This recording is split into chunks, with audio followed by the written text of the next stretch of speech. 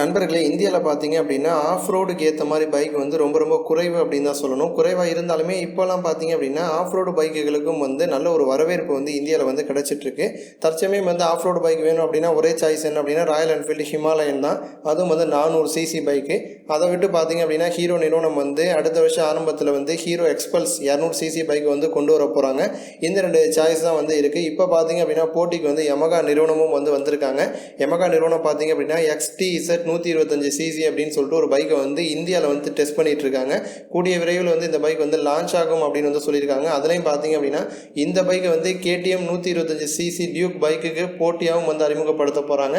KTM 125 CC பைக்கை பொறுத்த வரைக்கும் அது வந்து சாலைகளுக்கு ஏற்ற ஒரு பைக்கு. ஆனால் யமகா அறிமுகப்படுத்த போகிற XTZ பைக் பார்த்தீங்க அப்படின்னா டியூவல் பர்பஸ் பைக் அப்படின்னு சொல்கிறாங்க. ஆஃப் ரோடுக்கும் நீங்கள் வந்து பயன்படுத்திக்கலாம், சாலையிலையும் வந்து பயன்படுத்திக்கலாம் அப்படின்னு வந்து தெரிவிச்சிருக்காங்க.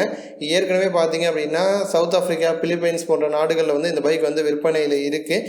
இந்த பைக்கில் இருக்கக்கூடிய ஸ்பெஷாலிட்டி அப்படின்னு பார்க்கும்போது ஒரு ஆஃப் ரோடுக்கு ஏற்ற வெயிட்டு குறைவான ஒரு பைக்கு. 118 கிலோகிராம் தான். 124 சிசி ஏர் கூல்டு இன்ஜின் இருக்குது. 5 speed gear box, spoke wheel கொடுத்துருக்காங்க. ஆஃப் ரோடுக்கு வந்து ஸ்போக் வீல் தான் வந்து பெட்டரான ஒரு சாய்ஸு. ஃப்ரண்ட்டில் வந்து 21 இன்ச்சு வீல் சைஸு, ரியரில் வந்து 18 இன்ச்சு.